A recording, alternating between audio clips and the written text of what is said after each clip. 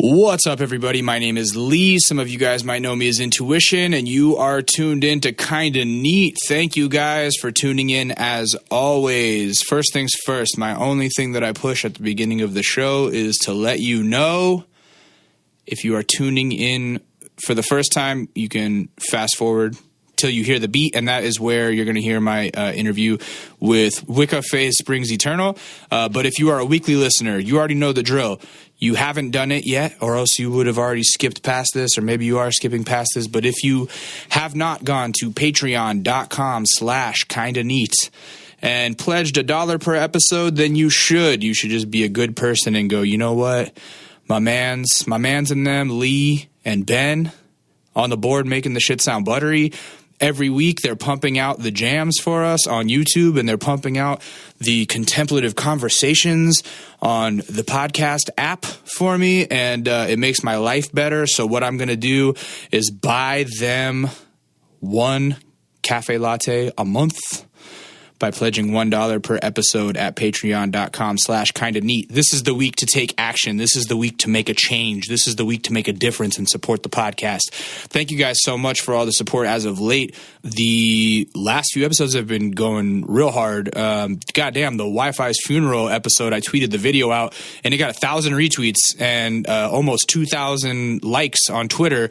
That is the biggest tweet that Kinda Neat, or actually even my Intuition, that's big. That's the biggest tweet I've ever made. So shout out to Wi-Fi's funerals following, because you guys are out there and you are an army. And shout out to Wi-Fi's funeral. That was fucking huge tweet. Really dope. So this week on the show, we have something pretty new for you guys. He's out of a crew called Goth Boy Clique. His name is Wicca Phase Springs Eternal, and he used to be in a band called Tiger's Jaw, and now he has started this new solo project, Wicca Phase, that is kind of the way Ben worded it is pretty fucking accurate. Ben goes, man, it's like the bands I used to listen to in middle school over 2016 beats, which is very accurate representation. It's kind of like this emo, gothic, punk-tinged vocal over what could be labeled as like dark, dense,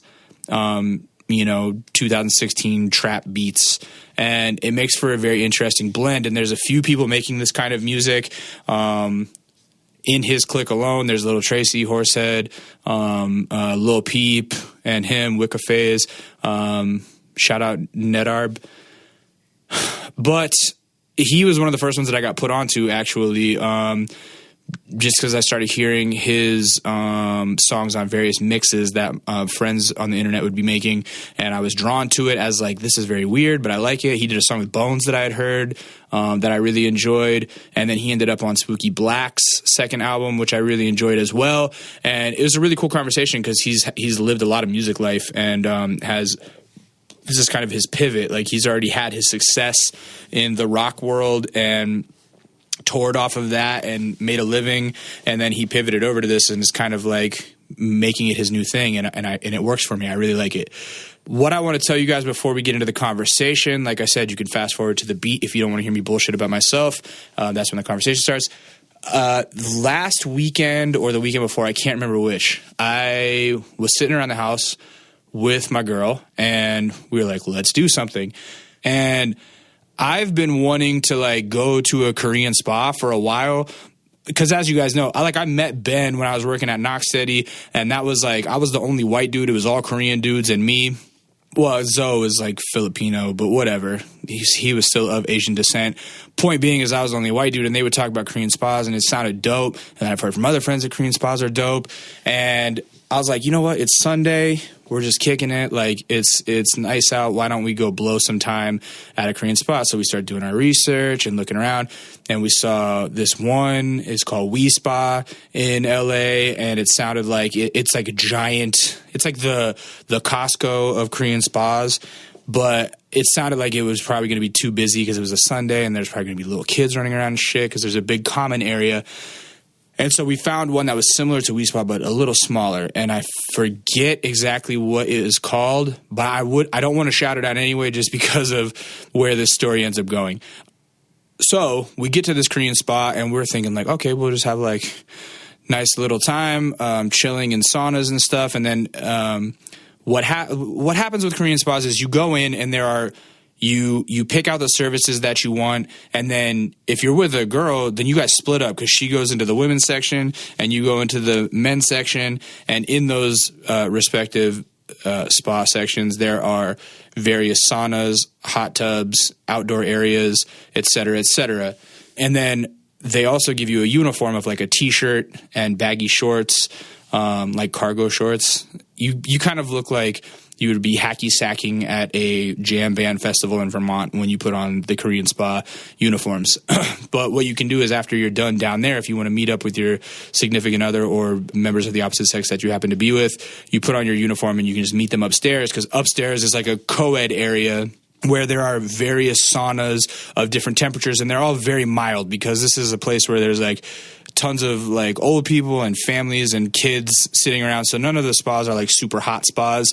But they all like, there's a clay room, there's a gold room, there's a jade room, there's the big open commons area has a heated floor with pads on it. So there's like sleeping rooms.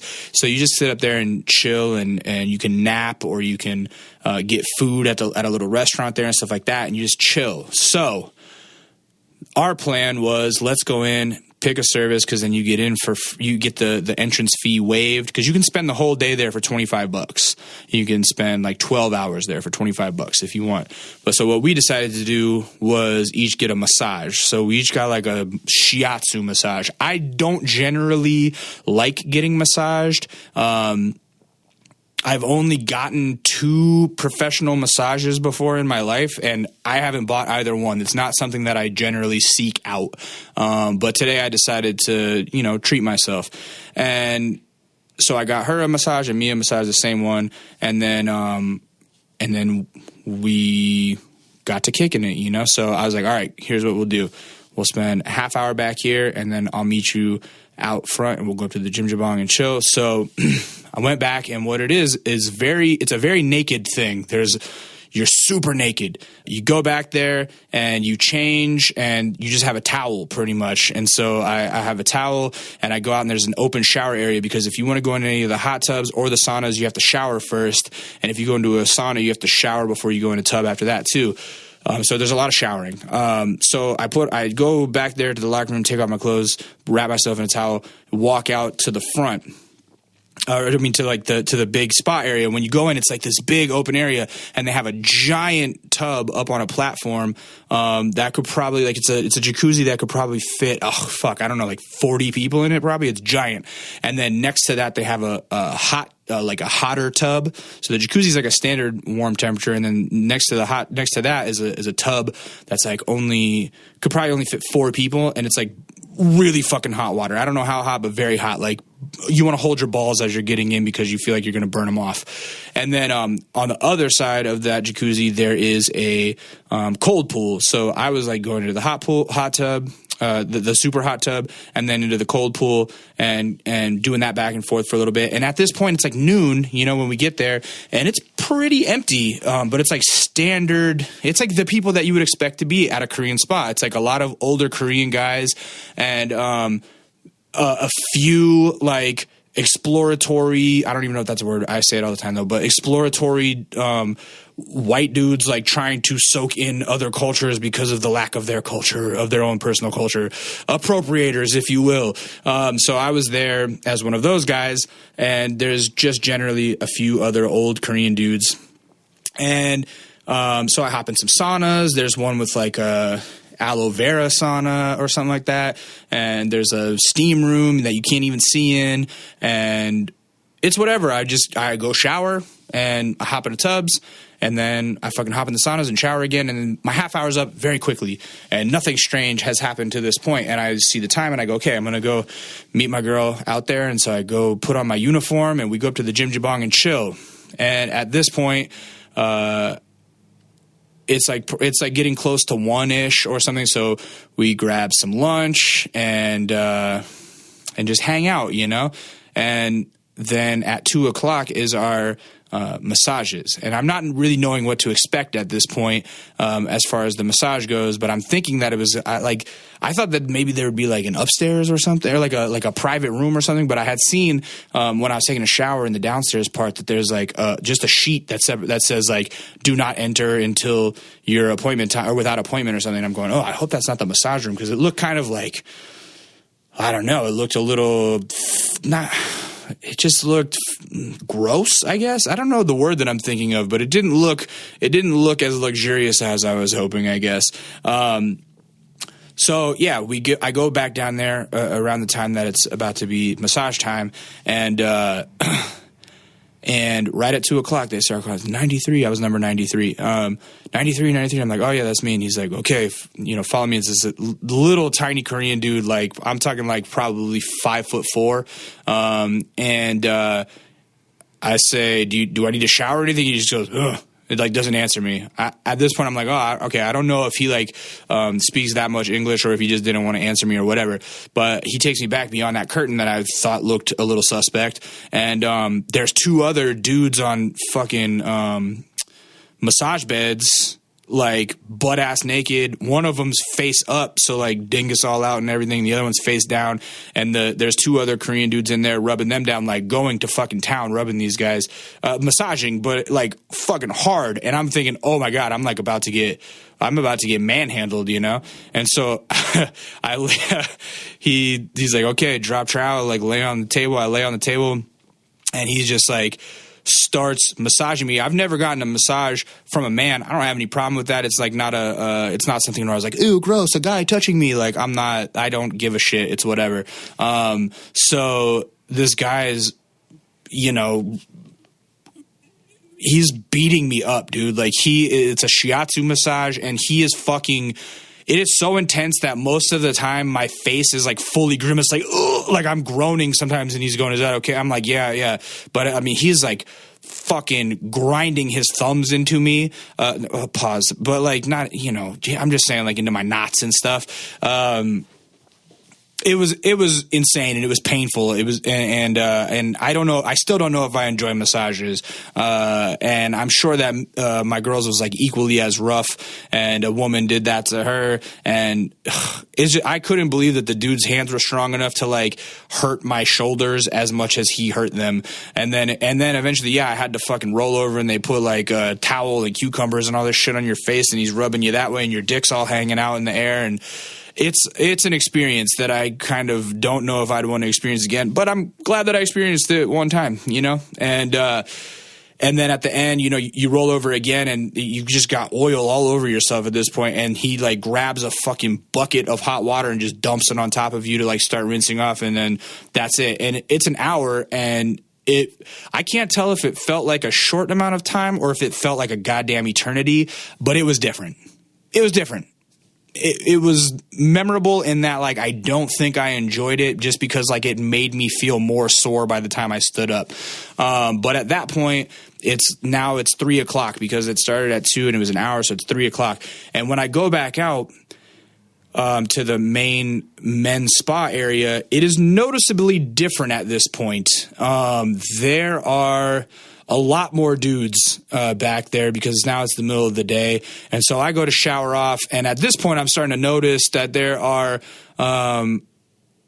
there are some people maybe looking at me more than they should be, I guess. And I'm going, oh, okay, yeah, this is a place where like people are congregating to try and get laid, and I didn't know that it was going to be like that. But that's what I'm like starting to kind of realize. I had heard tales of this, but I was like, oh, these are just dudes that are like, they're like homophobes or something, and that's why they're saying this. But then at this point at 3:00, I'm noticing there are a lot of like younger dudes there, and like super fit guys, and there are guys like trying to scoot closer to people than they should in the sauna, or like walking around a little too open, like a little too comfortable with their dicks out. And it all culminates with the fact that I'm outside at one point, because there's an outside area with like really tall walls where you can kind of go outside and just chill in the open air.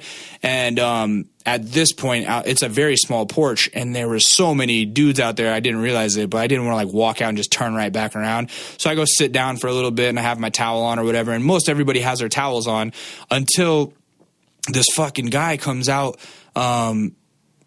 He comes out and sits and like pulls his towel off and is just sitting, just spread legs in a chair, dick hanging out.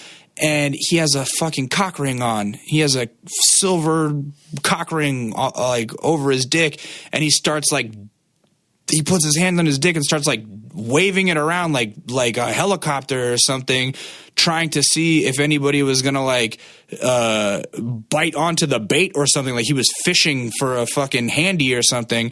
And I was fucking mortified, to be honest, because I just didn't understand what I had walked into.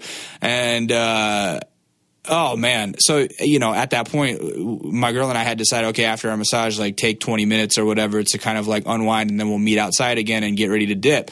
And so, yeah, so as soon as I saw the guy trying to fish by wrangling his reel around with the cock ring on, I was like, all right, I can't, I am done back here. This vibe has changed. And so I put on the uniform, went out and met her, and was like, all right, like, the massage was crazy, and I'm in a lot of pain, and I think that I've had my fill of the Korean spa, because the vibe in the main spa section has definitively changed, and I think it is like going to break out into a full-on orgy soon, and I don't know if I want to partake in that. Oh, the other thing that I forgot to mention is like outside of the main spa area, when you leave the locker rooms, if you were to go left instead of right, there are some other saunas that are like out of the beaten path that I didn't realize, and one of them is like very dimly lit clay sauna, and I walked in there thinking it was empty, but there was just like two dudes in there sitting very close to each other, and then there was another one, or like, and when I opened the door, like there was another one that was like really brightly lit, and when I opened that door, like it was like a record scratch or something, and all of the dudes that were in there like looked at me, and I was like, whoa, strange vibes here. And so, yeah, that was my Korean spa experience. So I went and showered one last time and threw on the uniform and met my girl up in the Jim Jobong, and we chilled for a little bit. And I was like recalling my experiences to her, and she's like cracking up about that. And so I was like, all right, so that's that. We went and got dressed and went home. But it was not what I expected. It was not what I expected. I don't know if they're all like that. And I've heard that some are like more really family friendly. So I would hope that the family friendly ones is not quite like that. But it was different. It was different. I only wanted to go to a Korean spa because I went to the Wynn in Las Vegas for a photo shoot. We stayed at the Wynn for a week, and they had, the people who were putting us up had paid for like spa access for us, and I kicked it in a spa there at the Wynn for like 4 hours, and it was like the best fucking 4 hours of my life, man. If you ever get to go to the spa at the Wynn, go fucking treat yourself. That shit is luxurious and amazing. Telling that story, it's very suspect, and I don't know if I want it out there in the world, but I'm going to leave it there because it was funny. It's funny in hindsight, and shout out to the guy with the cock ring. You know, do the damn thing. I hope you're out there every weekend getting yours.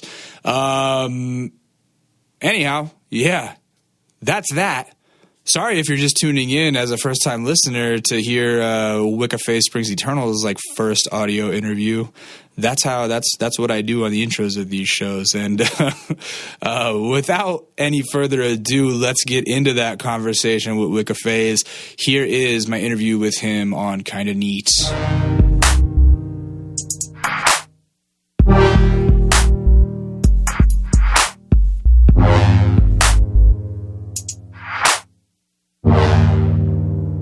Is this your first trip to LA? Or no? No, this is like I was out here like 2 weeks ago, and then that's right. That's when I first talked to you, huh? Yeah, I guess so. And I was out here a little bit earlier this year, and then when else was I here? I was here like last September. That was the first time I came out. I was out here with the Tiger Shell once, but I don't even think that was like LA proper.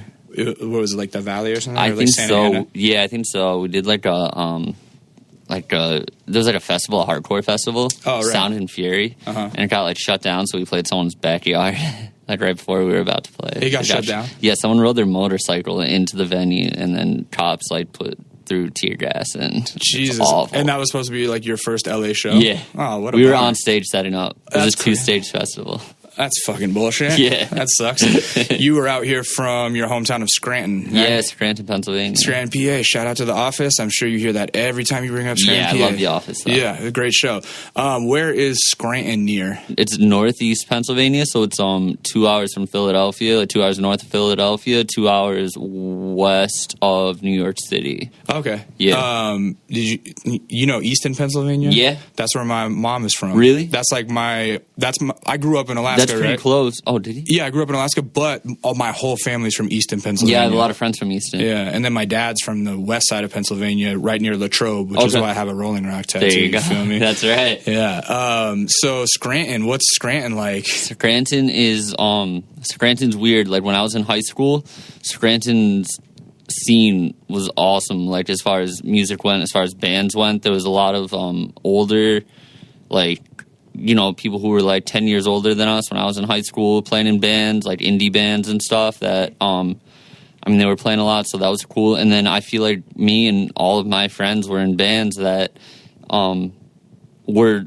you know, went on to like do stuff like out of the city, you know, like, I mean, I was in Tiger Shell. We signed to Run for Cover Records. There's a band called the Menzingers. They're like a year older than me. They're on Epitaph Records right now. Sick. Like it's like all my friends were in popular bands and stuff, and their bands are still popular. But now I don't think that's really happening. Right. I still live there because it's pretty cheap, and I have a job, like I did day job and stuff, like a career. How's your day job? Oh, it's like a career, not a job. It's kind of like a career.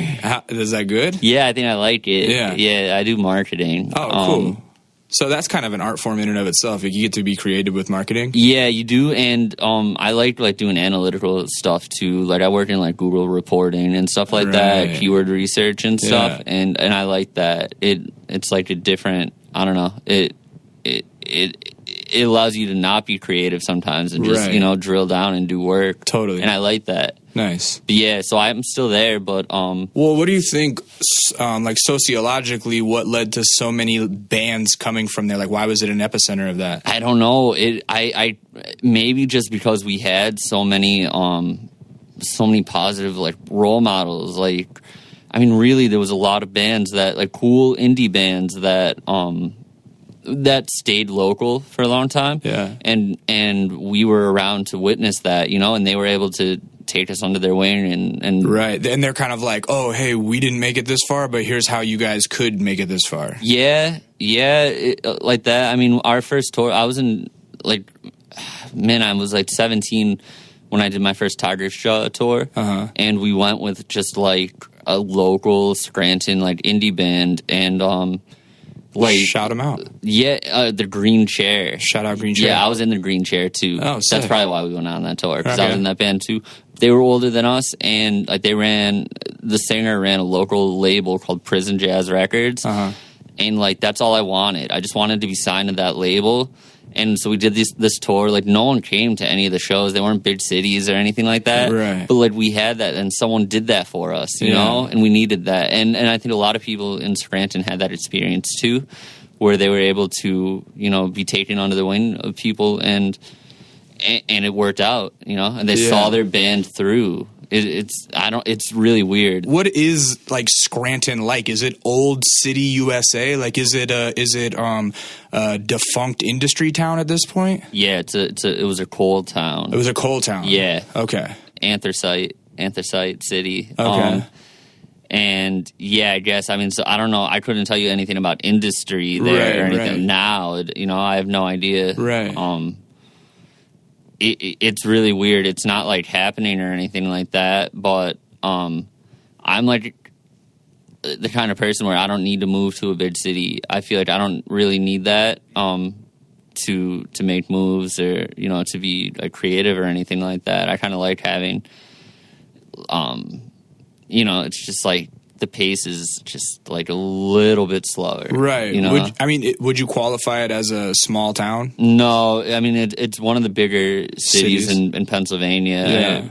Definitely top 10, but I don't know about top 5. But yeah, pretty big. And are you is it generations there of your family? How far back? Oh man, very far back. Really? I mean, like farther than great grandparents? I think my great grandparents came over from Poland. I was going to ask if Scranton. Is it like a Polish town? Yeah. So there's some weird stuff, like not weird, but there's a branch of like, it's not a branch. There's I guess it's its own religion. Yeah. Called like Polish National Catholic, and they split from the Roman Catholic Church based on like political differences, not like ideology, really. Right.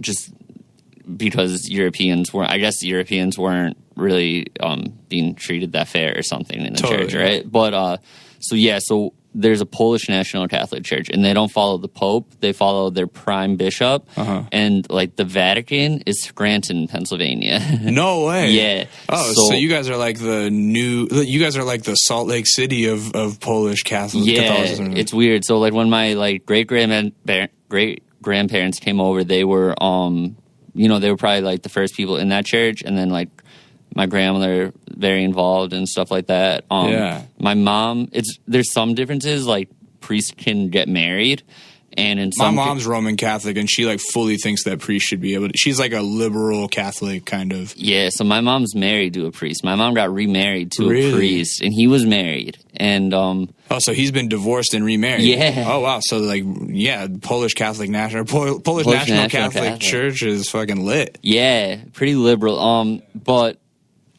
And I'm not like religious or anything like that, but he's like a senior priest, and his father was the prime bishop, like that's like the Pope, you know? Yeah, it's crazy. It's really weird. It's like a weird thing that I feel like not a lot of people know about. Does that mean like his family's like fucking royalty kind of? Yeah, within the church. Yeah. No way. Yeah. So does that hold a lot of status in Scranton then? I guess if you're still into religion and stuff, yeah.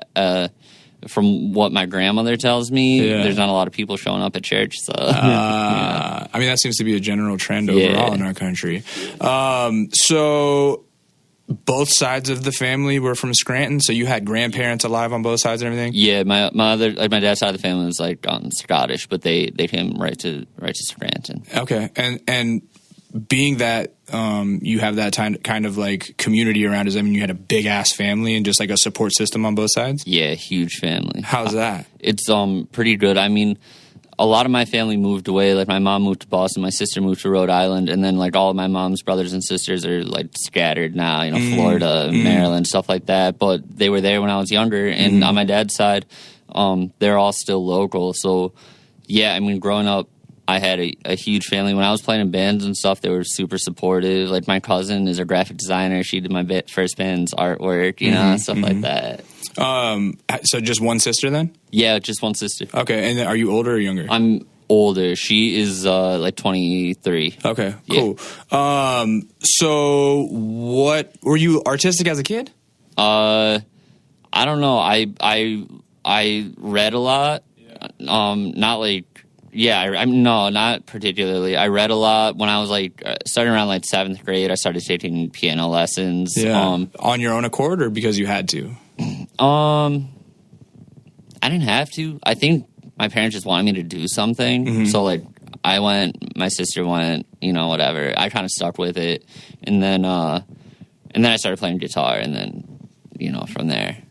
I was just hooked on just making stuff. Right. You know, I wanted to write songs. I wanted to sing for a band, like, forever. That's all I wanted to do. But it's hard to tell people that you want to sing in a band without... Were you a quiet kid? I don't know. I was probably a weird kid. I don't think I was like super popular or anything like that. Really? Yeah. Did you I was get probably lame. Did you get into like skating or anything? Or like, I mean, I don't. This is not meant to sound offensive, but I don't take you for like you don't look like a baseball player or a football player or anything like that. So I don't imagine you were like. When I was real young, I did play baseball. I mean, throughout Little League, I played baseball. I was like all-star. I was in the all-stars. Oh, shit. But like, I wasn't really that great. Right. And I tried a lot of sports, but I was pretty awful at them. I was bad at skateboarding. Yeah. I was bad at like anything like that. So you just dove into music. Yeah. Yeah. And so what were the records that were changing your life when you're in 7th grade? Because that's like that's that year where you like figure out I'm this kind of music listener. Yeah. 7th grade.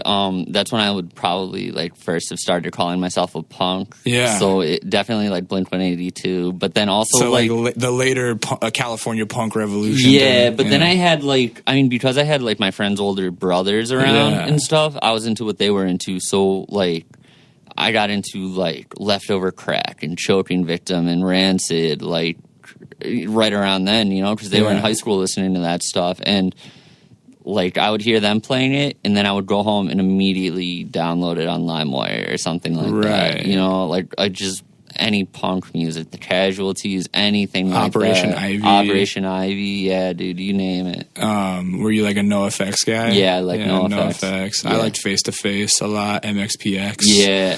Yeah. Okay. Yeah. I had my like punk phase as a kid. I actually don't really bring it up that much on this show, but I loved punk rock music, and it was kind of that same.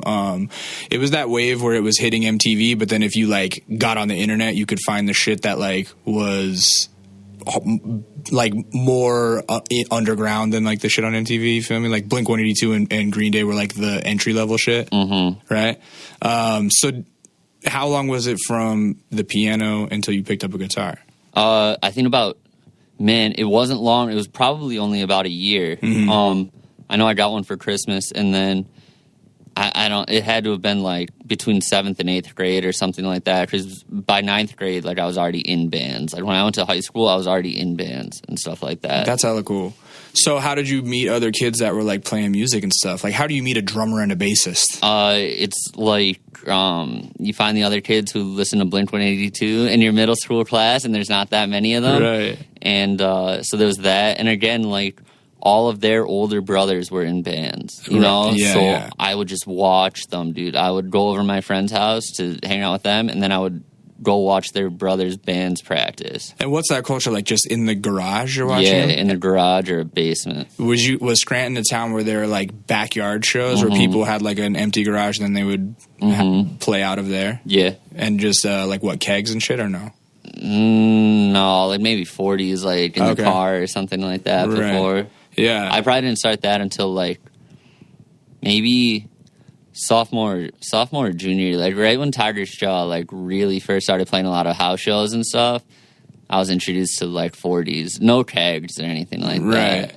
Yeah, because that's the thing is that growing up in Alaska, we didn't have a fucking music scene at all. I just had like MTV and the internet and whatever. But then when I moved to California, I saw this shit late. Like I didn't see my first show like this until I was probably like 25. But I remember hearing about this like underground backyard punk rock show where it was just local bands that were on this little like backyard circuit, and there were about 50 kids that showed up, and they knew all of the words to every song of this band that I had never fucking heard of, and they were playing out of an empty garage, and I was like, whoa, this is like the most grassroots thing I've ever seen. Was it like that? Yeah, kind of? It was like that. Yeah. It was like that. If it wasn't like that, it was like VFWs or even like Battle of the Bands. Like we'd go and just take them over. It would be like, this is a show now, you know, this is a punk show now or something like that. Like so stupid, you know? Right. Still competing for like $100 or something like that. But it was either that or VFWs or that's pretty much it. There was a skate park called Sessions with a Z at the end.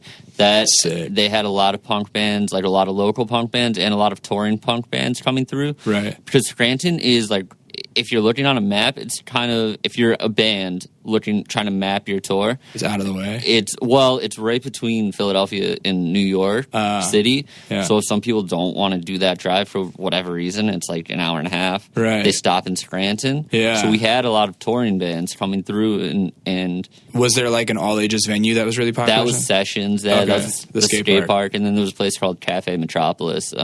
And those two places were like it. You know, there was always shows there. And, sick. Yeah. What was it? Was the first band wasn't Tiger's Jaw, was it? No. Okay, what was the first band? band was called Cosmos. It was a ska band. You were in a ska band? Yeah, dude. Ska was like what was so big. Like that was the hottest shit. Yeah, it was huge. Yeah. Okay, so like I said, my mom's from Easton, and so when I would go visit there, I remember one time I went when I was 16, and her best friend from high school, right, had a son that was exactly my age, and we didn't have like record stores and shit. So he was like, he's like, oh, what kind of music do you listen to? And I'm like, oh, you know, like fucking No Effects. And he's like, what? You like punk rock? And I'm like, yeah. And he's like, I gotta take you to the store. I'm gonna show you everything. And he like showed me all these like old 7-inches, and he got me a bunch of like Skankin' Pickles. I think. Skankin' Pickle. And he got me Hepcat CDs. He's like, you gotta check out all these ska bands, because like in the mid '90s that was like the hottest shit. Mm-hmm. Hepcat's a weird one. Hepcat's like. Yeah, I feel like that's like you have to really know about ska to know about Hepcat. I'm out here, bro. I mean, yeah, dude, that's it. Hepcat. We were like the pie tasters would come around a lot. Like, because we had all these local ska bands. I feel like if you were a touring ska band, then you'd want to come to Scranton because there's a fan. There's a huge scene. Yeah. Like, pie tasters, the Toasters, the Toasters, the Slackers, like. There's so many, and I was playing with those bands. Like we were opening for them. We were terrible, dude. Really? We were terrible. How big was your ska band? Like did you every band was popular then. But no, I don't mean big. Like I mean like how many people were? Like did you have a full horn section? No. Okay. It was a ska punk band. So it was I think 5 people. We had a singer. I sang for a little bit, and then we got another singer.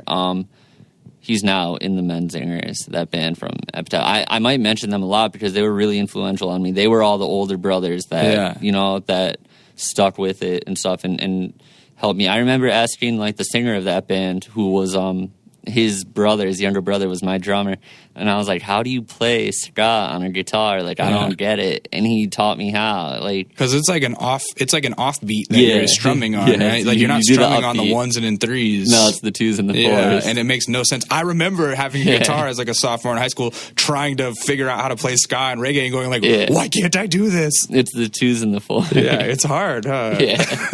But that's so tight. Oh man, I have a funny story. Like, remember when Real Big Fish got really big? No pun intended. I was like, that band was like so cool to me for like that one song they had. And so a couple years ago, one of my friends was like friends with the I don't know, trombonist or somebody in the band now, because they're like one of those touring bands where there's like only 2 of the original members left or something. And we ended up going to their show, and I ended up on their tour bus afterwards, and I'm going like, wow, man, the 13-year-old me would be like so hyped right now, but like the current me is like so sad for these dudes, because like the tour bus was so just depressing, and like, I don't know, it was funny. Sorry, Real Big Fish. So yeah, sorry, Real Big Fish. You guys seemed cool though. Anyway, so what was how did that band end? Cosmos? Cosmos. I forget. Politics. It was 12-year-old, 13-year-old. Oh, you politics. were that young? Yeah. I mean, what, 7th and 8th grade? How old are you? Yeah, like that's 12 or 13, right? I was out of it by high school. I started Tiger Show, and I think I was in 9th grade. So really? I was like 14 or 15. No shit. Maybe a little bit later. Maybe I was like 15. Right. Yeah. So it's just like, hey, man, Tommy, you kissed Becky, and you're not supposed to. That's my girl. I think it was, it might have been girl-related. I think it was like, my parents were pretty strict, and everyone in the ska band that I was in, Cosmos, would like go up to this one kid's house and drink, and like I wasn't allowed to do that. Mm-hmm. And then I was just like, you guys suck, you know, I'm out. I quit. this is stupid, you know? Because you were like bummed that you couldn't drink with them, so you're trying to cover it. Yeah, that's funny. Yeah, I'm like, you guys are the. Well, tell me about your parents being strict. Was this like before your folks split, or like? Yeah, my folks split. My folks. I said that because you said it, but what would you say, my parents? I would say my parents. Yeah. I don't think I've ever said folks. No, my parents split like when I was like 18 or 19. Okay, like so like later, yeah. you know. But. So, yeah, they were pretty strict. My mom was pretty strict. My dad was not strict. My dad had, like, drug problems and stuff like that. Like, drinking and then, like, drugs and stuff like that. And it was all mixed, like, together, you know? So that was, like, probably, like, right around the same time, like, I was starting to play music, like, 7th and 8th grade. I was probably, like, 13 or something like that, right? And he was, like, going to rehab and stuff. So my mom was, like, very... you know, like very conscious of trying to hold it down. Yeah. Trying to hold it down and trying not to let us drink because, like, obviously that was like something toxic in that environment, family or something. Exactly. But what did your mom do for work? She is like an executive at you don't have to say the company. It's at a college. Okay, yeah. So she's like in academia. A little bit. She's in like they call it product management, but I mean it's she's essentially like coming up with new courses and stuff like that, new college courses and stuff like that. Right. And so before Dad started getting mixed up and stuff, what was he doing? He was like just working in a warehouse, like where she worked, like in the fulfillment center, and then like doing like weird stuff, like odd jobs. But then, so my mom's mom runs a funeral home in Scranton. And so if you ever die in Scranton, Gordel Funeral Home. Look up ahead. I might be owning that soon. I'm gonna try and buy it, but hey, that's very goth boy. Yeah, right. Like that's the thing. Like I have roots, you know. Like I grew up around this. I saw bodies all the time, you know. And you're like a real fucking 6 feet under family. Yeah, and so when my dad got like clean for the first time, like after he went to rehab. He went and got his mortuary license to like practice, and then he became like the person running that funeral home. So he was doing that for a few years. Wow. But then like, you know, he would like go to rehab a lot and stuff like that. So so was it kind of rocky in the household a lot then?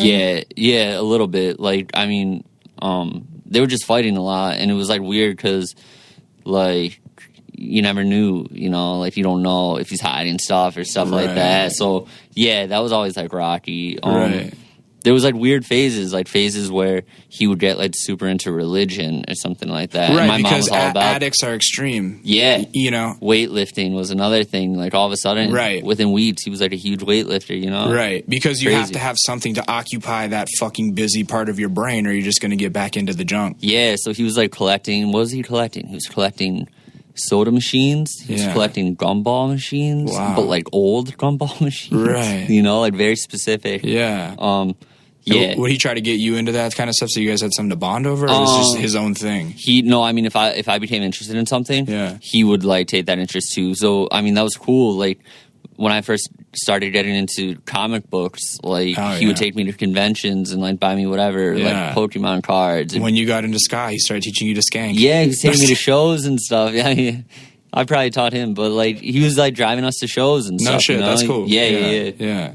I mean, I don't know how much you would want to talk about this, but like, what kind of drugs was it, or like was it mainly alcohol? It was like mainly alcohol and then like pills. I don't know. Like I'm not really sure now because when it started, I was pretty young, so I don't know if my parents would even tell me if it was pills. Right. You know, but they might have just said alcohol because it later became pills. Yeah, exactly. So it later became pills. But then it was even like weird stuff, like. And I'm not really even going to get too much into it, but it was everything, you know? It was just like whatever. Like whatever was around. So, so like once I went to college, like, so I was like, I think I was going into my second year in college. I was like 19 or something. My sister was like 14 or 15 or something. Like, I think my mom and him were just like, this isn't working or whatever, and obviously like that's tough for any marriage, you know. But that at that age for you, since you're kind of like aware, you're young adult, like did it seem this is a relief that they're like splitting? I mean, because no, I get that.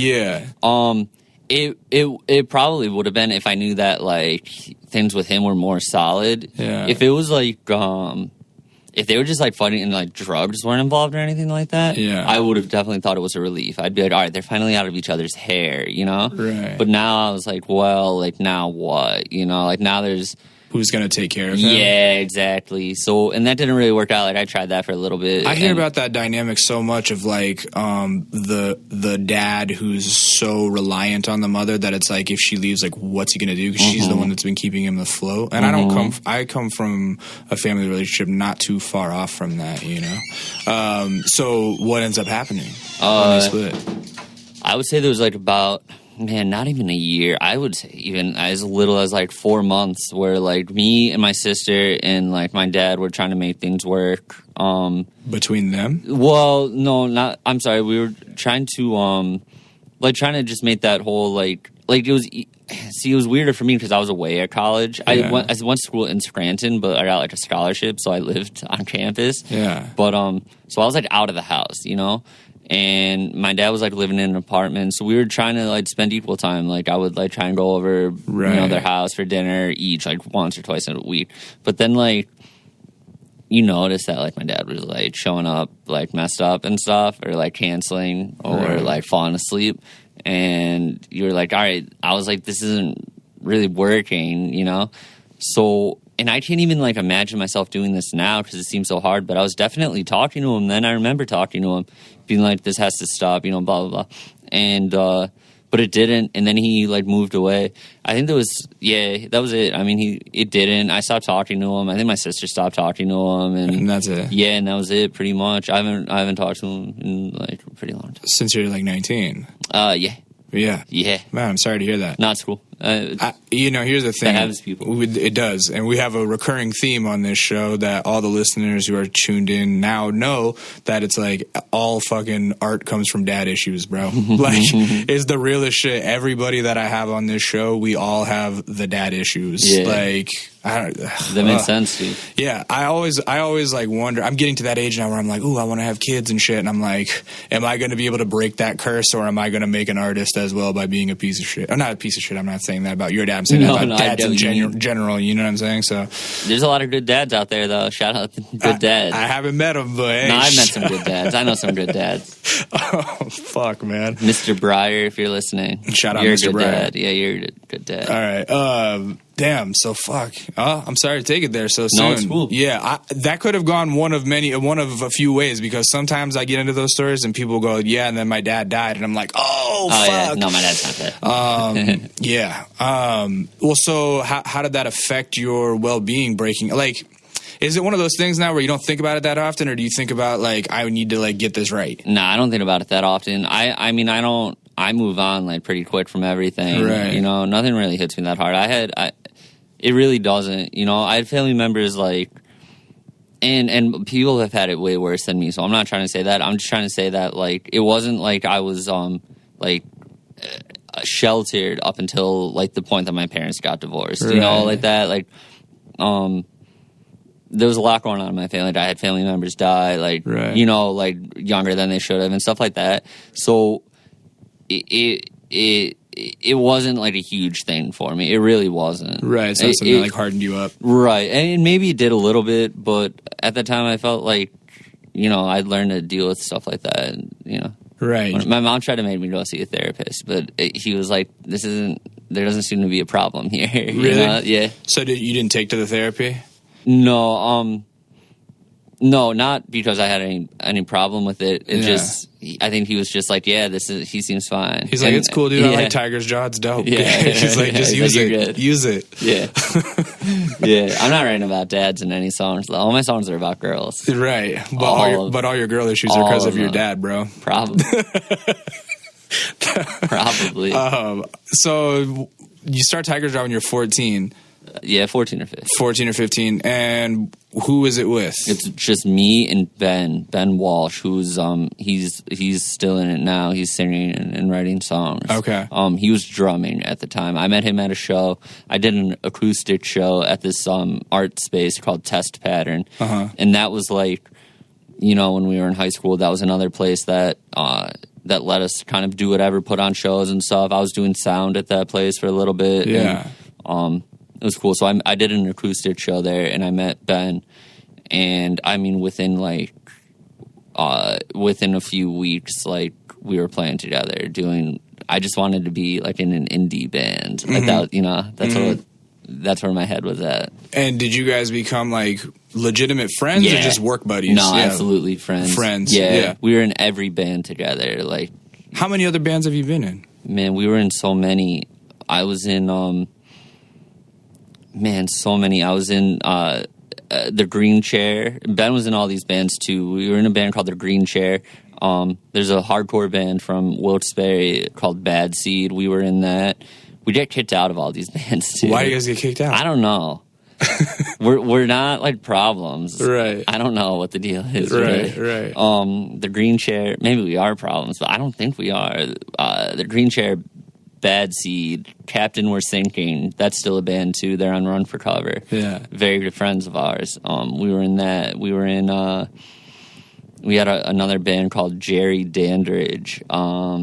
Man, just so many bands. Right. But all kind of living in the same world or like different subgenres? Yeah, pretty much all in the same world. And Bad Seed was a hardcore band. Captain We're Sinking was a little bit more punk, but we were also playing shows together and stuff like that. And so is it something where you guys were just dipping your toes in, like kind of spreading your chips? So like if anything worked with any of them, you were there or what? Yeah, pretty much. Like we knew Tiger Shell was like it, you know, like we knew like this is our thing, you know? Yeah. But at the same time, like, we were free all summer and stuff like that. So, like, and I had a garage. Like, my parents had a really big garage and stuff that we could practice in. Yeah. Sometimes we were practicing my grandmother's funeral home, too. Really? Yeah, later, like, after... We had some neighbors complain, so we moved, like, exclusively down there. For years, we were practicing in the funeral home. Just like with, like, dead bodies in the next room? Yeah, like upstairs. Vibes, dude. Yeah. Some crazy and vibes. Bands would come over to, like, practice and open up and see a body being embalmed. Dip the joints in formaldehyde and shit? People would be freaking out. Oh, God. That's crazy. Well, okay, so I didn't know about I've honestly only heard a couple Tiger's Jaw songs, and the only reason I've heard about it is just because they were like, oh, yeah, Wicca Phase used to be in this band. And I went, I didn't get big into the emo scene. Like, I had already kind of left the punk rock phase behind me by the time emo got popularized. So this is the portion of the show for the people that don't listen to that kind of music. I want you to just, like, big yourself up, because I feel like Tiger's Jaw must have kind of either a big or a cult following, yeah? Yeah. Okay, so tell me about, like, some of your accomplishments or achievements with Tiger Jaw, because I don't know about them and I don't think people listening will know. That's fine, man. I mean, what I wanted that band to be was I wanted to get signed to that label. I wanted to get signed to Prison Jazz Records, which is an indie label, and we did that. Like, I mean, they put out our first album, and then how did the first album do? Well, at first, I mean, it did well among our fans, but like, again, we didn't really have a following. Like, we were still in high school. Right. So, and this is like predates modern social media. This is like MySpace era? MySpace. Okay, we were putting songs on MySpace. Okay, cool. Exactly. So yeah, we were doing that, but then, I mean, we were playing a lot of shows locally, you know, and, like, I guess we were like one of the bigger bands locally. And then we went on tour with a band called Title Fight. And Title Fight is from, like, 20 minutes from where we're from. And that was, like, what really brought Tiger Shot into prominence, I think, was that tour. From there, we got signed to Run for Cover Records. And, I mean, they've gone on and put out some pretty big records and some really good records. Right. What year was this? Like 05? This was like closer to like 07. Yeah. I was like a freshman in college when we signed to that label, and then I mean, we did a bunch of tours. We did I want to say, I guess it was 4 albums, like 4 full-length albums all together. And what was you guys' dynamic? It was you and you and Ben? Yeah, so Ben eventually moved to guitar and vocals. He was playing drums for a while, but then he started writing songs, and he's good at any instrument. So initially you were writing the songs, and then it moved into, like, you guys were both writing songs? Okay. Yeah, exactly. And what's the dynamic like? Because, like I said, I'm not that familiar. Are you guys, like, tag-teaming vocals on a lot of songs, or is it, like, if you wrote the song, you sang it, and if he wrote the song, he sang it? Pretty much that. the latter one, where we would just write songs independently, try and make them sound cohesive with one another. Right. A lot of times Ben would come at me more and have an open verse, that needed to be filled. I wouldn't really do that too much. I like to have songs finished, but Ben was always good at like harmonies and like leads, like guitar leads. I was never really good at that, so he was really good at filling that out. So it was us two. It was our friend Brianna Collins. Shout out Brianna Collins. Yeah, shout out Brianna Collins. She's still in the band. Okay. Her and Ben are still in the band. So did she start playing drums for you guys, or what? No, she played keyboard. And sang. Yeah, okay. and then. So did you guys just forego drums? We had just like fill-in drummers all the time. Okay. All the time, and then finally. Sorry to interrupt. When you would record the records, would Ben play the drums, and then just whoever you could get to fill in the drums that night live? That's how it would be. Yeah, exactly. Okay. Yeah. So he's like a real Dave Grohl motherfucker. He's so good at everything he does to this day. So then we started like playing house shows, and there was this one kid, Dennis, who's like my best friend now, but one of my best. I mean, he's definitely one of my best friends without a doubt. But hey, that's no shade at you, Ben. You're a best friend too. Yeah, I know. Too, that's Dennis, what I started thinking. That's what I started thinking in my head. I was like, I hope Ben doesn't think that Dennis... Ben and Dennis, you guys both hold a special place in Adam's heart. They know. All right. But Dennis started putting on house shows. He was in a really cool band called 3-Man Cannon. They're still touring and stuff like that. But he was playing bass for them, and they had a really good drummer named Pat. And we were like, we want both of them. Like, we didn't have a bassist, I think, for a while. Right. So we were like, we want both of them. And then they both joined. Nice. So it was the 5 of us. Yeah. Yeah. And so do you guys get to the point where you're like the headlining fucking touring act and you're doing national tours? Yeah, we were doing national tours. What were your big markets? I mean, Philadelphia was big. New York was big. Yeah. Boston, like Cleveland, Ohio. Cleveland, I feel like we were going there a lot. Richmond, Virginia, like Northeast, stuff like that.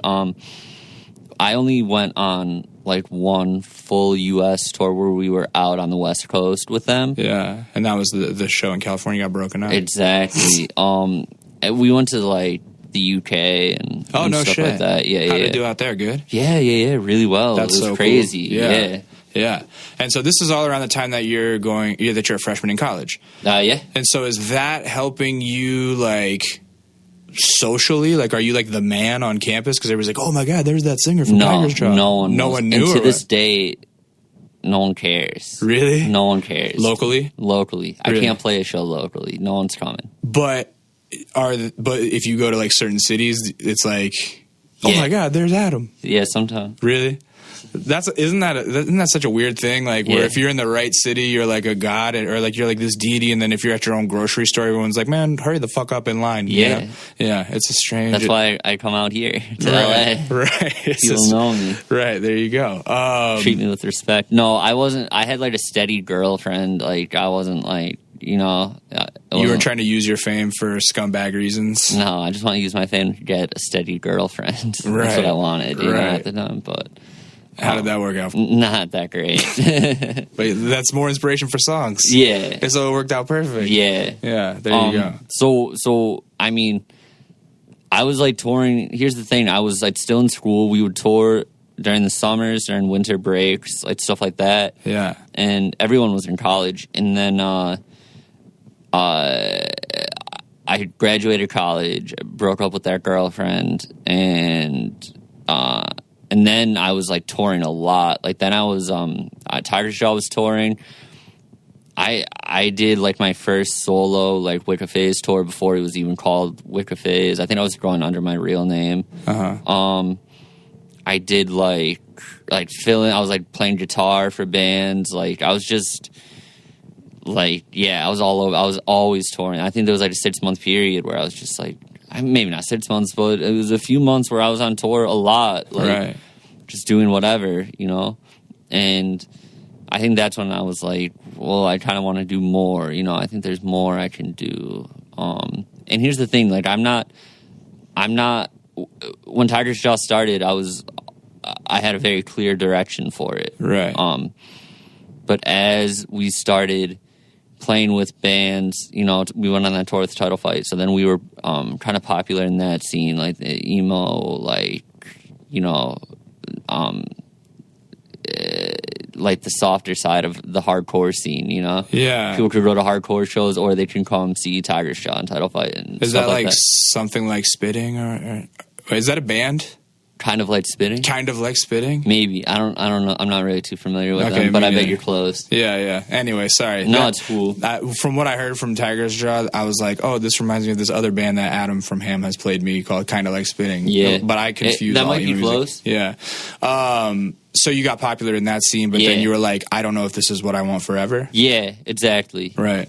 I felt like, I don't know if you really want to get into this now, but I felt like, and it didn't have anything to do with getting older. It was just like the longer that I was doing Tiger's Jaw, the more, and we weren't really like producing a lot of new songs. And this is the way that's the pace that bands work. You know? You start, all the big boom is at the beginning. Yeah. And then you write 10 songs and then you record an album, and that takes like 3 years, 2 years, 3 years. Right. And I wanted everything to be quicker, but we weren't practicing a lot. We were, some people in Tiger's Jaw had moved to Philadelphia. It was hard to practice. Yeah. And I was visiting my girlfriend on the weekends like an idiot.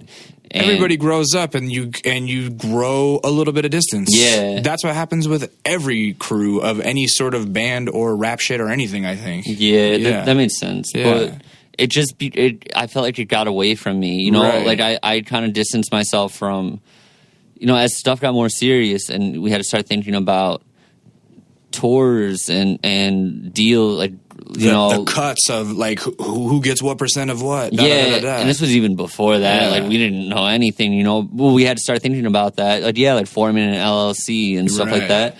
And I just like checked out. I was like, this isn't what I want. I don't really care about any of this. I wanted to be on that one label in Scranton, and we're pretty far past that now, and I don't really have a direction for this anymore, you know? And Ben did. Like, Ben was able to find a direction for it and did a really good job. I mean, he had me there. He had to, like, drag me along, you know? And he had to drag Pat and Dennis along, too. They were the same way, where they were pretty grassroots and stuff and didn't really see a need to expand, you know?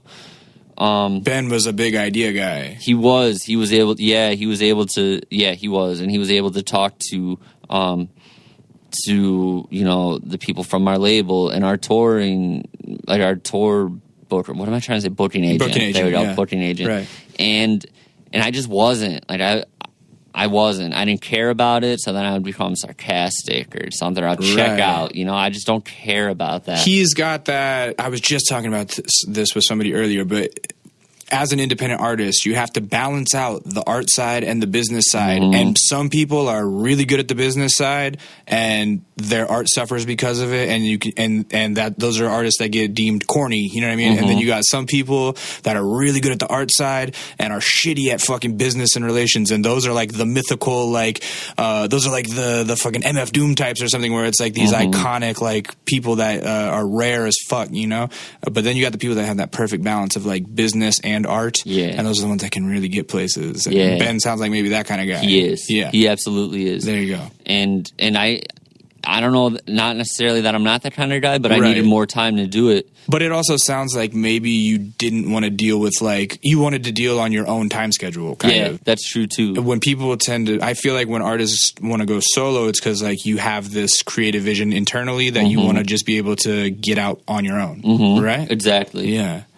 Yeah. So what is it that you're listening to at that time that makes you think, like, I should apply these songwriting talents over this, like, different style of music? I just wanted to do, like, electronic music. So I don't know exactly what I was listening to. Probably, like, Twin Shadow or, like, New Order or something like that. I just wanted to do electronic music. I didn't know what it was. In no way at all was it rap influence. Like, I wasn't listening to really any rap then. Well, because I hear it now and I'm like, oh, maybe it could be as easily inspired by, like, Fetty Wap and Blink-182 as it could be from, like, Depeche Mode and old Morrissey and shit. Yeah, it was the Smiths. Yeah. It was and it is stuff like that. It was the Smiths. It was like, but at the same time, it was like Mike Skinner in the Streets. Like, Tricky. Tricky, exactly. And I think, like, And the more like underground people at that time that I probably would have started listening to then were like Das Racist or something. Yeah. I can pinpoint like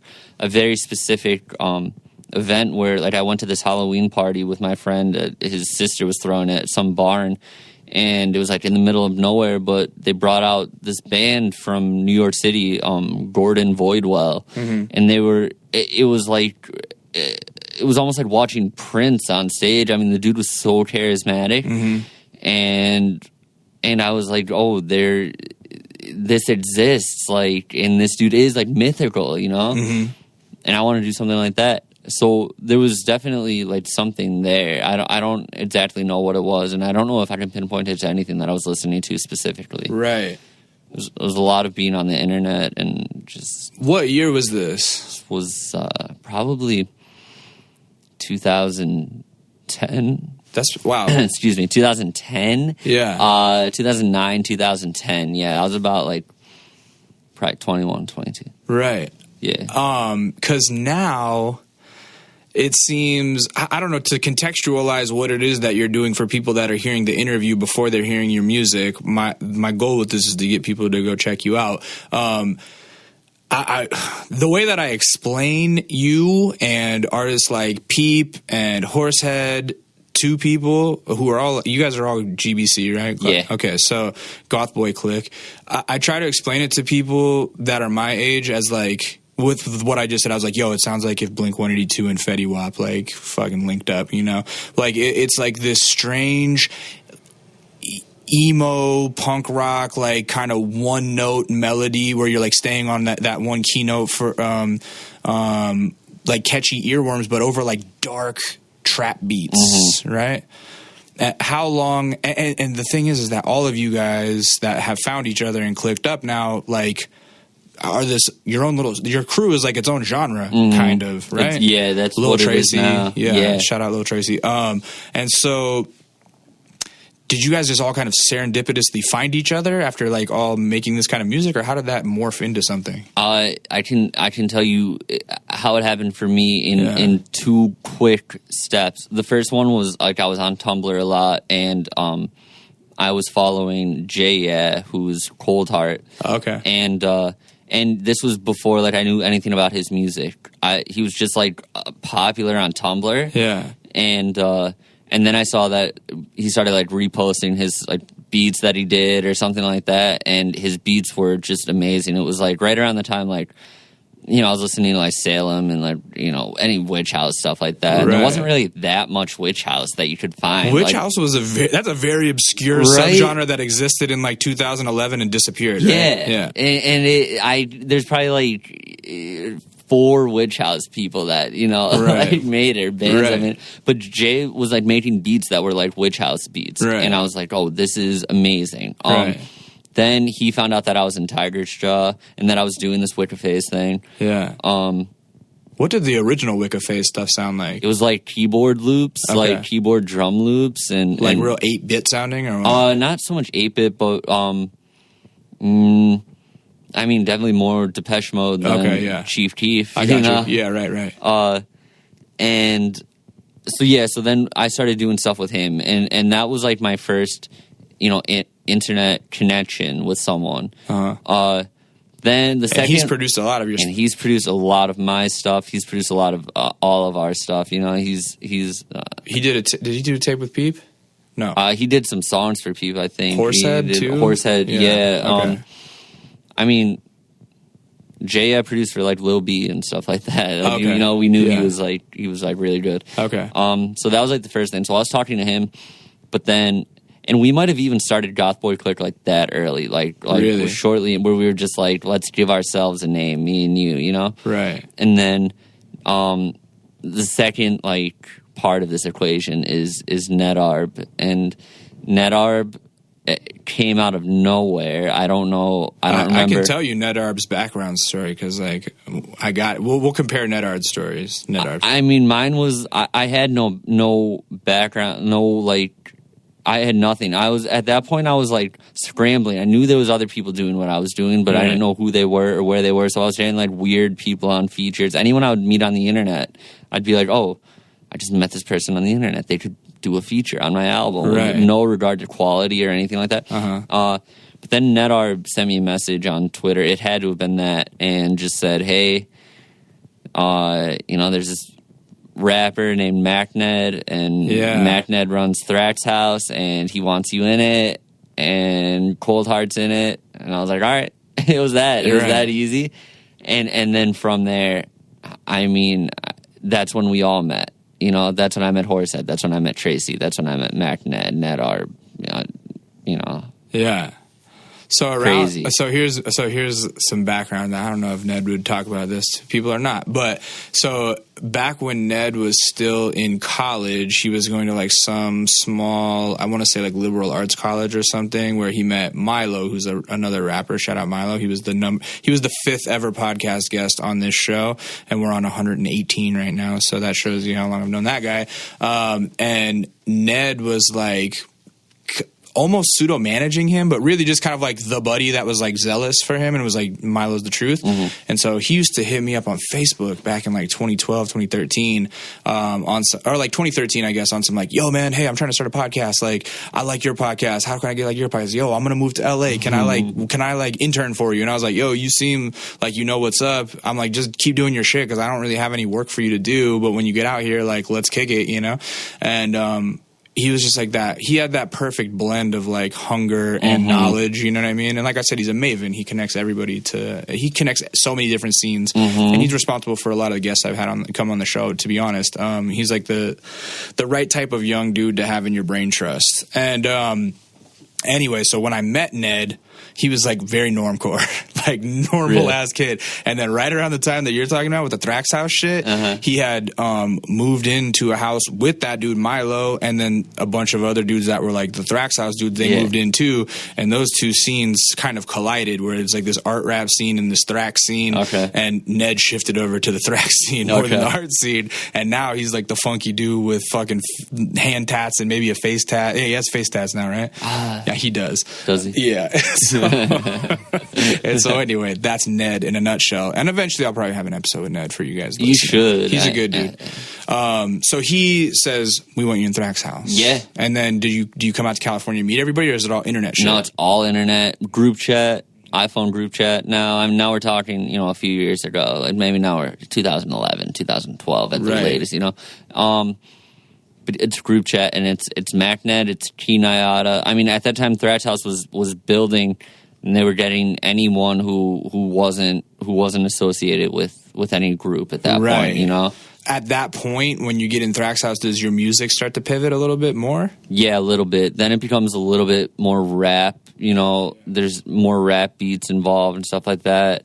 Yeah, because while I would say you are definitely going in over rap beats, I wouldn't necessarily refer to what you're doing as rapping. Yeah, I would call it singing. Yeah, me too. That's what I tell people. Cool. Yeah, I tell them I sing over rap. Right. I hear people refer to you as a rapper, and I'm kind of like, he's a singer. That's a singer. Yeah. But that's such a confusing line in the sand now, because there are people like my friend Anderson Paak gets referred to as a rapper, but that to me, he's a singer. You know what I mean? Or like, whoever. It's such a blended line now. Okay, but I did start hearing your music on rap mixes. Yeah. So it's got that aesthetic.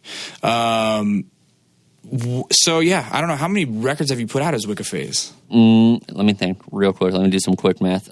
Like 4. Wait, hold up. So there was one called February 13th. That was my first full length. And then there was Hell Version. That was my second one. And there was Passionate Yet. That's 3. Abercrombie and Me is 4. Secret Boy is 5. There's 5. 5. And then there's like a few singles or like EPs, like 5-song EPs, stuff like that. Okay. So you've been productive over the last couple of years. Yeah. I try to do like 2 albums a year. And I have a question that I wonder about all of you dudes in Goth Boy Clique. The lo-fi aesthetic, is it something that you're unwilling to shake? Like you always wanted to sound lo-fi? Or is it like, if I had better gear, I'd make the same songs with better sound quality? Because I feel like, me personally, listening to all you guys' music, that I don't think any soul or legitimacy would be lost in a more hi-fi sound quality. But at the same time, the lo-fi aesthetic is nice too. Yeah, I when I started Wicca Phase, like I wanted to hold on to that lo-fi aesthetic, but I mean, as soon as as recently as like my last album, and it really wasn't until my last album. I was like, I'm not good at mixing. Like, I just don't know how to do it. I can't mix an album all the way through. Like, it's not going to sound consistent. So, all of us now, within the past few months, have had Jans mixing our stuff. Jans is like a producer and a designer and stuff, and he was in Thraxxhouse too, but he's been like doing our mixing too. And I think it's, for all of us, it's gotten way better. Like, it really has. So no, we're definitely letting go of it. Sometimes it's good to, sometimes stylistically it works to have it be lo-fi. Right. Like that's the thing is I like that sound and I'm used to that sound and it makes sense to me when I hear it. When I try to show it to people, they go, oh, I don't get it. It doesn't sound good. And I'm like, no, it sounds good. You just have to like appreciate the lo-fi. You know what I mean? I understand what you're saying though. And I had that problem too. And I understand that it's kind of a necessary step for me to make it a little bit more accessible, Right. As my lyrics, I think my lyrics are getting better and better. So I can still hold on to, that aspect of it. The art is still there. It's just, it does need to be a little bit more presentable. And that's what Jans is doing for me. And I think he's doing for all of us right now. Right. And I hope that didn't sound like me belittling. Not at all. That was Not just at all, my concern for your art because I like it. I appreciate that. And it's something that I recognized about a year ago too, where I was like, this needs to stop. Right. Well, yeah. When I first started making music as a kid, my whole goal, we started off sounding shitty and lo-fi, and our whole goal every record was to okay, we eventually want this sounding as good as the Chronic sounds. You know what I mean? Like we want this to sound like we need this bass line to bump like a Dr. Dre bass line. You know what I mean? And it was always like that quest for the perfect mix, and it became an obsession. Yeah. But if you let that bother you too much, then it can take away from the creativity as well. Yada yada. Do you okay, so when I listen to Horsehead, he mixes a lot of modern slang, modern rap slang with you guys' similar aesthetic of singing, kind of it's almost like bubblegum punk with rap lyrics. Yeah, you know what I mean? That's a good description for Horsehead. Right? It really is. Yeah, totally. But and I love that. I love that aesthetic. I don't notice you using as much rap slang, I would say. No, and I haven't. No, I have no reference point for that. I was never, at least he, Horsehead grew up in California and stuff and saw, Soulja Boy blow up and stuff like that, he saw all of that stuff. And I think comes just from, as much as Blink-182 is a part of his, upbringing, I think rap music is too. So I think that's why you'll see that creep in more. Me, I feel like I have no place because I still, I was brought into this scene by Ned Arb, and, or whatever. And it's, I wouldn't be putting rap slang into songs if I hadn't started, hanging out with all these rappers. Why would I do it now? Right, yeah, exactly. Totally. Where did the name? This is such a generic question, but your name is so fucking crazy when I tell people that I just need to ask, where did it come from? Wicca Phase Springs Eternal. Yeah, I was around the same time that I was hanging out with Cold Heart, or talking to him. Hanging out. By hanging out, I mean talking on the internet. Yeah. Right. I was also talking to all these. I was really big into underground comic book artists and stuff like that, and people who were putting out their own stuff. And so I met this girl, Caroline Bren. Shout out Caroline Bren, but I think she goes by Clarissa Hennessy now. You can look that up, but it's not safe for work. NSFW. Yeah, major NSFW. But Clarissa Hennessy was, she was an artist, an internet artist. She had a ton of viral videos that you would never know were her. She wasn't putting her name on them and stuff like that.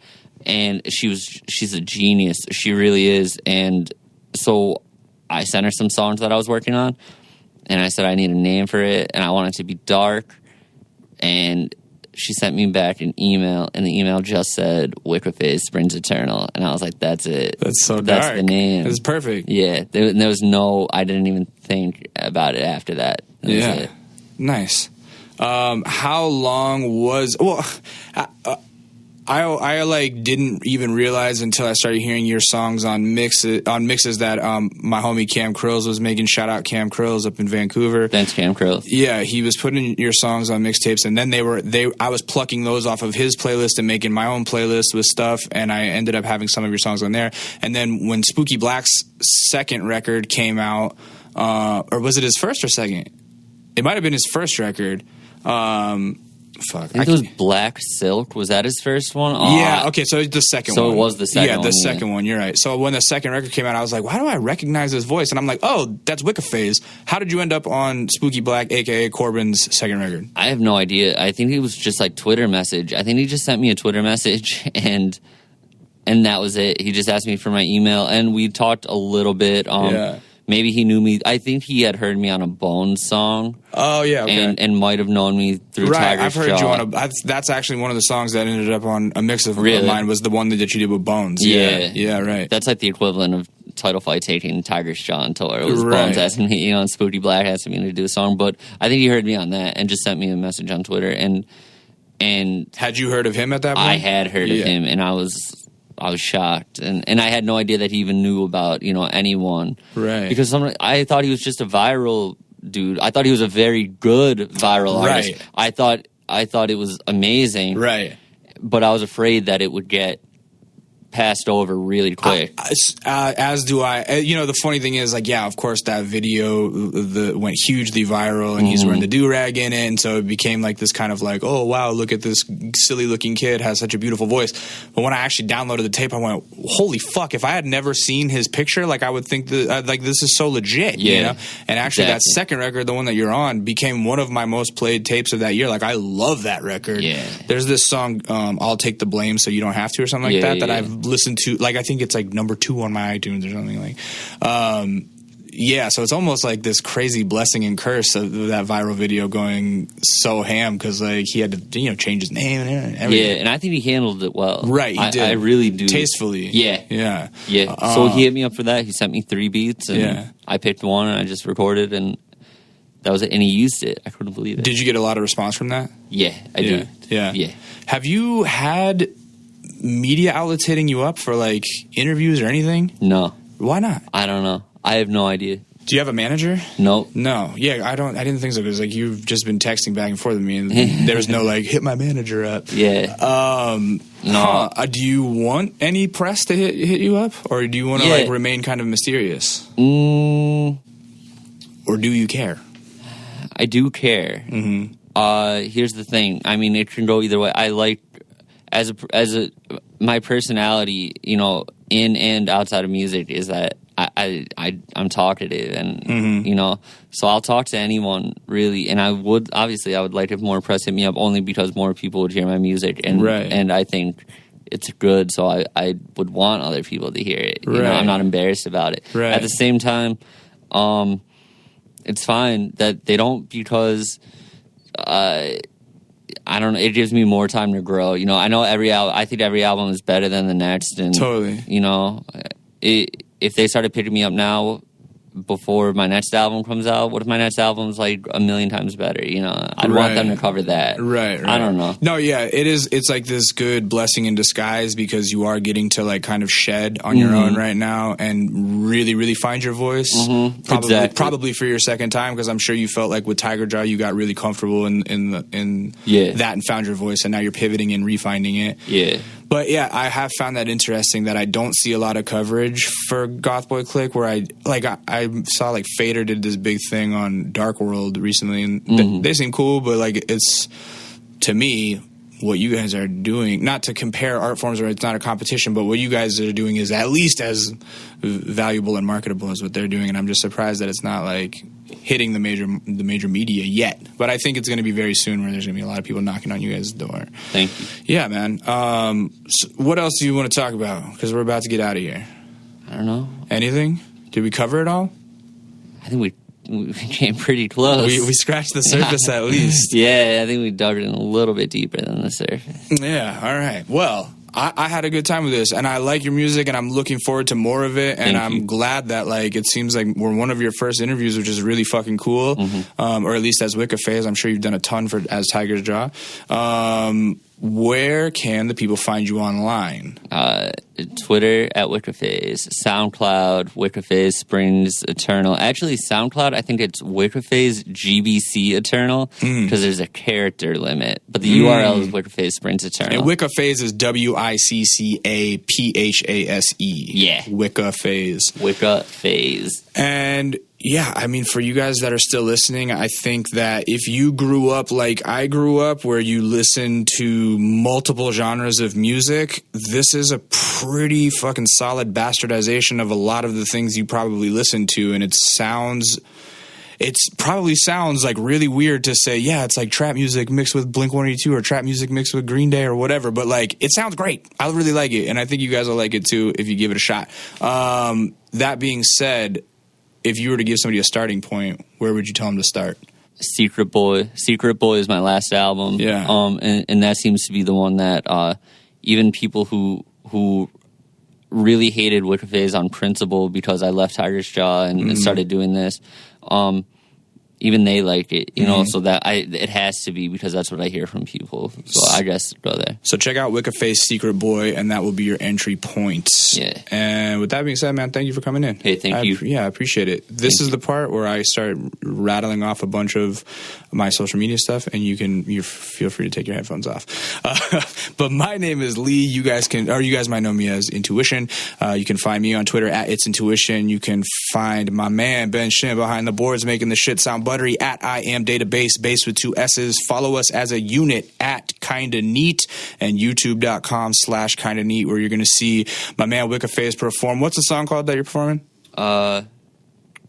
It's called I Reach Out to You in Song. I Reach Out to You in Song on youtube.com/Kinda Neat. And remember, if you are a weekly listener and you hear me talk about dad issues every motherfucking week because I'm obsessed, if you are that person and you have not gone to our patreon.com/Kinda Neat pledge, do it this week. Just pitch in $1. Buy me a latte every month. It's $4 a month if you pledge $1 per episode, because we put out 4 episodes per month. That's not a lot of money. All that is like buying me a coffee every month. And like last night I ran into somebody who was like, yo man, I listen to your podcast. Let me get your number. I want to take you out to lunch. And I wanted to be like, just go to Patreon, bro. We don't got to hang out. No, I'm just kidding. Shout out. I know you're listening. Anyway, yeah, go to patreon.com/Kinda Neat. Leave me $1. And with that being said, I think we've covered everything. If you're listening online, you're doing it the wrong way, download that podcast app and subscribe. Yeah, that was Wicca Phase. I'm Lee, and this was Kinda Neat.